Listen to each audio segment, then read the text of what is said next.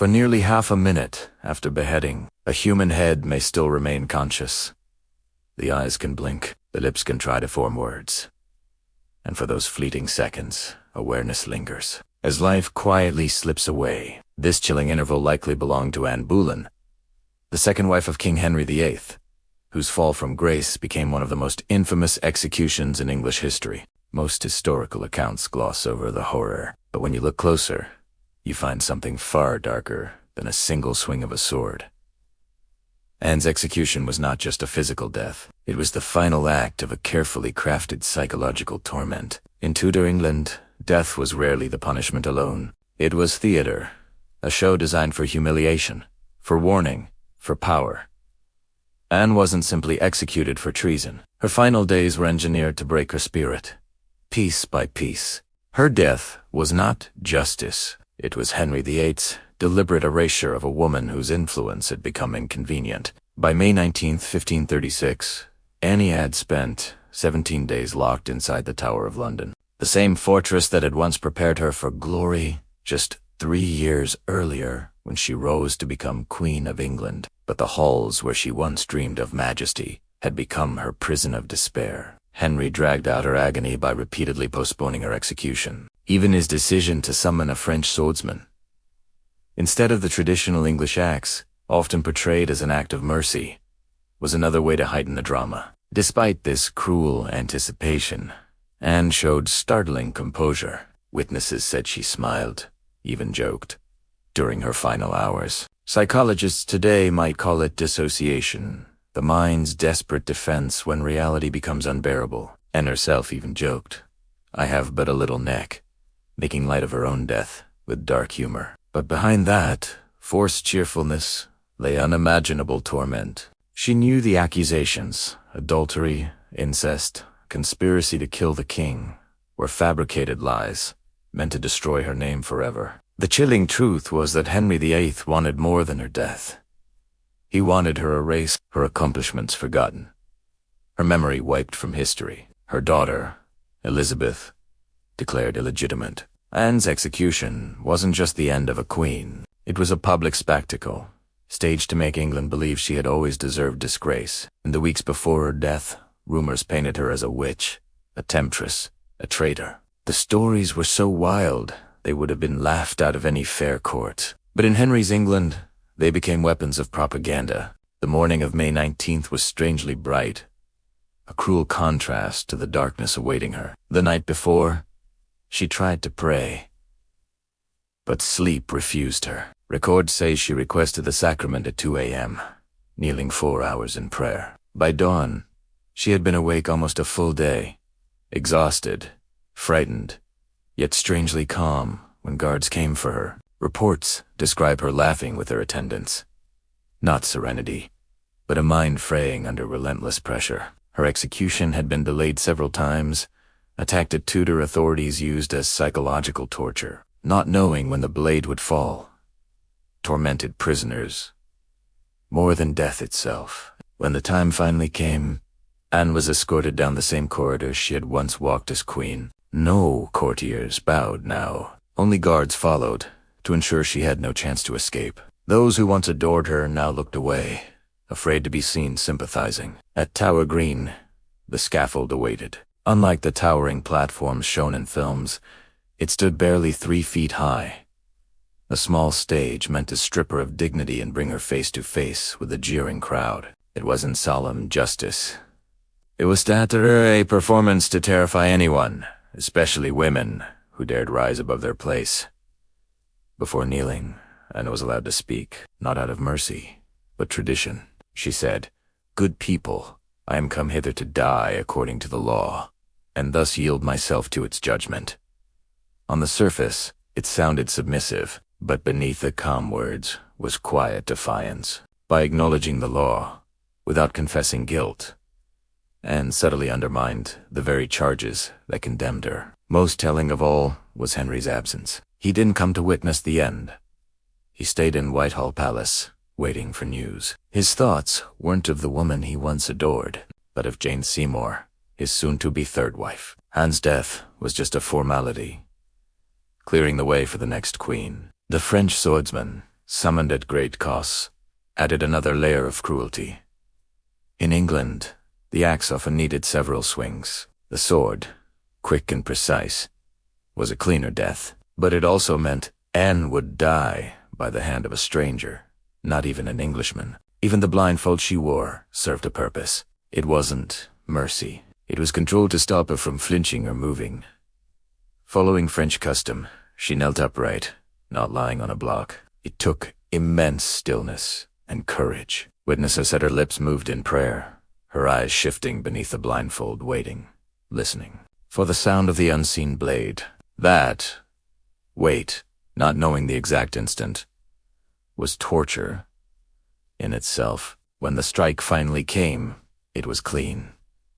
By Tudor standards, merciful. One stroke, and the queen was dead. But even then, horror lingered. Witnesses swore her eyes and lips still moved, as if finishing a prayer cut short by steel. For several seconds, her body clung to life, her brain still firing in vain. Some fainted. Others turned away. Eponine, Dethin, was denied dignity. No coffin had been prepared. Her attendants, weeping, found an old chest to hold her remains. The Queen of England, once crowned in splendor, was buried hastily in an unmarked grave. But Henry's cruelty didn't end there. He ordered her portraits destroyed, her emblems erased, her name silenced at court. The execution wasn't the end. It was the beginning of her erasure. The cruelty of Anne Boleyn's execution didn't end on the scaffold. Its shadow stretched far beyond her death, into the hearts of those who loved her, those who served her, and even her little daughter, Elizabeth. For the women of her household, her faithful attendants, the horror was unbearable. They were the ones who had to clean her severed body, prepare her head for burial, and do it all in silence. Any sign of grief could have cost them their own lives. Some never recovered. Chroniclers suggest nightmares haunted them for years. At least one withdrew completely from the court, taking refuge in a convent, trying to escape the memory of that morning. The psychological scars ran deep across Henry's entire court. The message was clear and chilling. If a crowned queen could be destroyed so completely, then no one was safe. Fear became the air they breathed, a fear so heavy that silence itself became the only way to survive. And then there was Elizabeth, not yet 3 years old, stripped of her royal title overnight, declared illegitimate, removed from the line of succession. Her small household was dismantled, her attendants dismissed, her basic needs ignored. Court records revealed the cruelty. The child was left without proper clothes, without care, punished for her mother's supposed sins. This was the true brutality of Anne's erasure. It wasn't enough to kill the queen. Even her child had to carry the weight of disgrace. Modern retellings of Tudor executions often sanitize what happened. They show a clean death, a noble queen, a solemn crowd, a swift strike. But the reality was far uglier. The scaffold was soaked with old blood. Flies swarmed in the May heat. The crowd wasn't silent. It was loud, restless, cruel. Supporters of the king had been planted to cheer, to jeer, to shout accusations. Anne would have walked toward Tower Green, hearing them call her a witch, an adulteress, a traitor. Death wasn't punishment enough. The true sentence was public humiliation. Her final speech, so often romanticized, was not a moment of rebellion. It was a trap. She had to choose her words with impossible care. Anything that sounded defiant could endanger her daughter's future. Anything critical of the king could be twisted as proof of guilt. So Anne did what she had always done. She used her words with precision. She praised the king as merciful, not because she believed it, but because she knew her every word would echo back to Henry. Her last speech wasn't freedom of expression. It was forced silence in disguise. Even in death, she was controlled. The French sword that ended her life carried its own symbolism. Henry spared no expense. He sent for a master executioner from France, a man trained for perfection. He practiced on animals before his arrival, rehearsing that single, flawless stroke. This was not justice. This was production. Anne's death was meant to be elegant, efficient, and unforgettable, a show of power without mess or mercy. No English headsman would do it. Not out of compassion, but because the French method required skill. A blade balanced for a horizontal cut, unlike the brutal downward chop of an English axe. Every detail was curated to maximize spectacle, and then came the ritual display. When the sword fell, the executioner lifted Anne's head high by the hair, blood still streaming. The crowd gasping. Some feinted, others shouted in approval. In that moment, Anne Boleyn was transformed from queen to warning. Thomas Wyatt, imprisoned in the Tower at the time, watched from a window. He had once admired Anne, perhaps even loved her. In his poems, he mourned the little neck, once wrapped in jewels, now severed and displayed for the crowd. His words captured the brutal transformation. A radiant queen reduced to an object, lifted like a trophy for public consumption. Her body was wrapped hastily in linen by her weeping attendants, shoved into a crude wooden chest. A chest once used to store arrows. No coffin. No procession. No funeral rites. She was buried beneath the chapel floor, among other executed nobles. Unmarked. Forgotten. This disgrace was an accident. It was deliberate. Henry wanted her gone not only from life, but from memory itself. To the world, she would be nothing more than a cautionary tale. A woman remembered only with shame. And in many ways, his plan almost worked. For years, her name vanished from conversation. Her portraits were destroyed. Her initials carved into palaces were scraped away. Those who once spoke of her learned to avoid her name entirely out of fear. The violence against Anne Boleyn wasn't just physical. It was historical. She was rewritten, diminished, erased.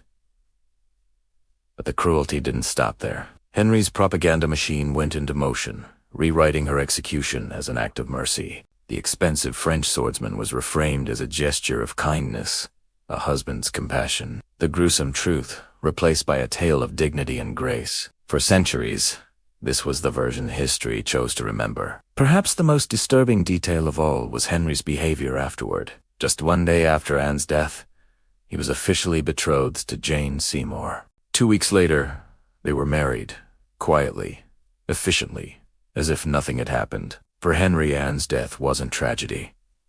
It was convenience. She had failed to give him a son, and so she was discarded, replaced almost instantly. Life at court resumed without pause.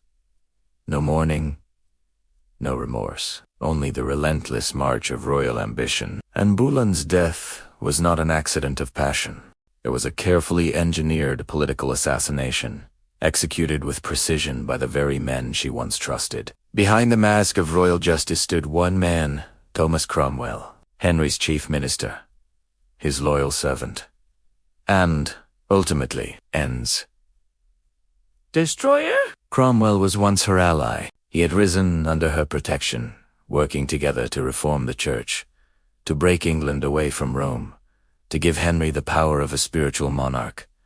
But power is fragile, and in Tudor England, it changed hands faster than the wind. By 1536, the Queen and the minister had become enemies. Anne wanted to direct the kingdom as new wealth taken from the monasteries toward education and charity. Cromwell wanted it for the crown, and for himself. The disagreement grew into a dangerous political rift, and Henry, restless and furious over Anne's failure to give him a son, was looking for an excuse. Cromwell gave him one. The investigation began in April 1536. Secret, silent, and sinister. A handful of courtiers were suddenly arrested. Musicians, gentlemen, even Anne's own brother, George Boleyn. The charges were shocking: adultery, incest, and treason. But beneath the drama lay a horrifying truth. The evidence was fabricated. Cromwell's spies manipulated conversations, twisted gestures, and invented entire scenes of betrayal. They turned the Queen's flirtatious wit, her charm, her courtly manner, into proof of guilt. In the Tudor court, perception was everything, and perception could be rewritten overnight. Anne was accused of sleeping with 5 men, on days she wasn't even at court, and one day when she was recovering from childbirth. Even the dates didn't make sense, but logic had no place in a trial that was never meant to be fair. The purpose wasn't justice, it was erasure. The trial was a masterpiece of corruption, a performance staged for the satisfaction of one man, the king, and entered the courtroom calm, dignified, and defiant. She stood alone before a jury of nobles who already knew the verdict. Among them sat her uncle, the Duke of Norfolk, forced to condemn his own niece to save his own position. When the charges were read aloud, Anne's composure cracked only once. She laughed bitterly, a laugh that still echoes through history. Because in that moment, she realized how deep the betrayal went. She was fighting ghosts, accusations without witnesses, crimes without evidence, enemies without faces. When her brother George was called to testify, he refused to confess. He defended her with courage and wit, but it didn't matter. The verdict was already written. Both were found guilty, both sentenced to death.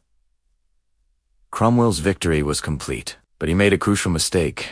He thought Anne's death would make him untouchable. It didn't. 2 years later, the same machine he built to destroy her turned on him. He too was executed by Henry's command, accused of treason. The same hollow word used against Anne. History repeated itself, as if the court demanded constant sacrifice to keep its power alive. And what about Henry?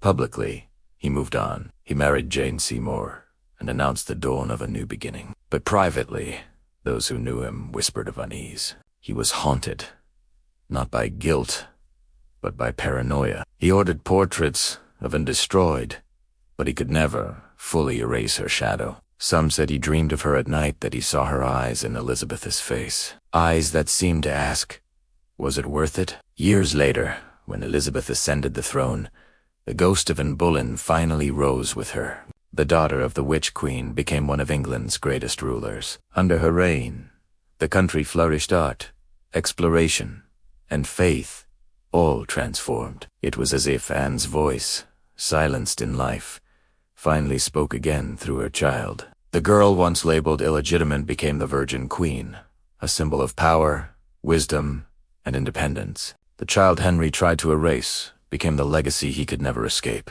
But Anne's true story, her humanity, was lost beneath centuries of rumor and myth. To some, she was a saint. To others, a schemer. Too many, a tragedy. But perhaps she was something else entirely. A woman who dared to rise higher than her world allowed, and paid the ultimate price for it. Even now, her ghost is said to walk the corridors of the Tower of London, silent, headless, carrying her final sorrow through the centuries. But maybe she's not haunting the tower. Maybe she's haunting history itself, reminding us the truth. Once never truly dies. Centuries have passed since Anne Boleyn's fall. Her bones lie somewhere beneath the stone floor of the Tower Chapel, unmarked, unnamed.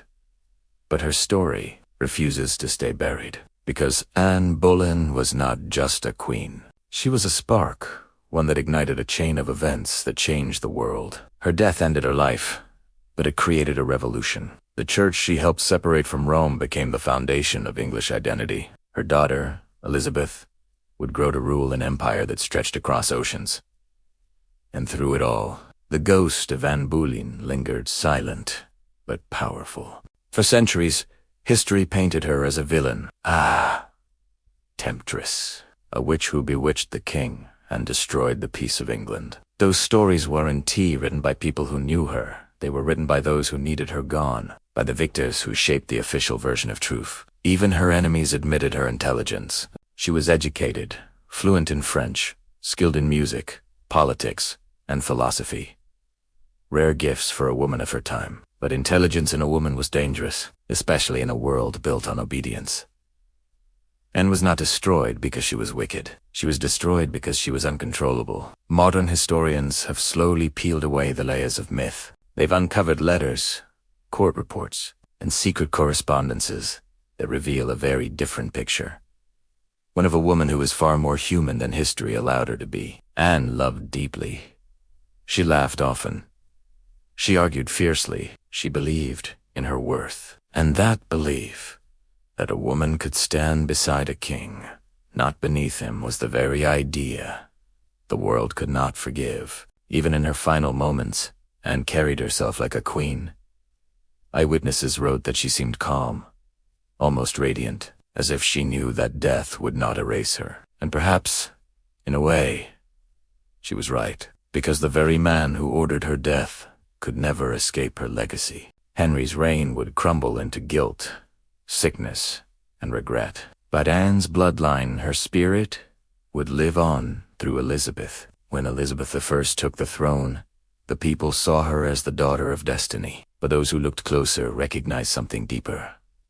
Her mother's fire, her mother's pride, her mother's eyes. Elizabeth rarely spoke of Anne. It was too dangerous, too politically loaded. But in her actions, in her defiance, in her intellect, in her refusal to marry, she was her mother as Salib in H. Every speech, every act of independence, every victory over those who doubted her, was Anne Boleyn's silent revenge. Even the Tower of London couldn't keep Anne's spirit contained.